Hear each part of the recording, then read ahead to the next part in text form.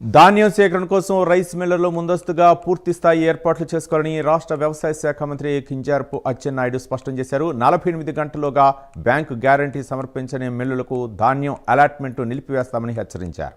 శ్రీకాకుళం జిల్లా పరిషత్ సమావేశ మందిరంలో రైస్ మిల్లర్లతో నిర్వహించిన సమీక్షా సమావేశంలో మంత్రి అచ్చెన్నాయుడు ఈ మేరకు కఠిన ఆదేశాలు జారీ చేశారు. రైతుల సంక్షేమమే ప్రభుత్వ ప్రధాన ప్రాధాన్యత అని, ధాన్యం సేకరణ ప్రక్రియలో అన్నదాతలకు ఎలాంటి ఇబ్బందులు కలగకూడదని తేల్చి చెప్పారు. జిల్లాలో మొత్తం 269 రైస్ మిల్లులు ఉండగా వాటిలో 211 మిల్లులు ఇప్పటికీ బ్యాంకు గ్యారంటీలు సమర్పించకపోవడంపై మంత్రి తీవ్ర అసహనం వ్యక్తం చేశారు.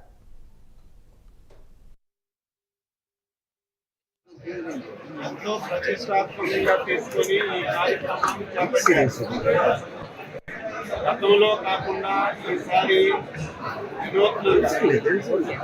నీరు జిల్లాలో ఉన్నవారు గతంలో ధాన్యం సేకరణ ఏ విధంగా జరిగింది.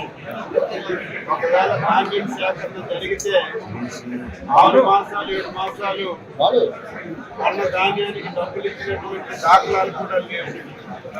ఈసారి ఎవ్రీథింగ్ ఆన్లైన్లో పెట్టి జిల్లా యంత్రాంగాన్ని అప్రమత్తం చేసి ఏ ఒక్క రైతు కూడా ఇబ్బంది లేకుండా 100% ప్రతి ధాన్యం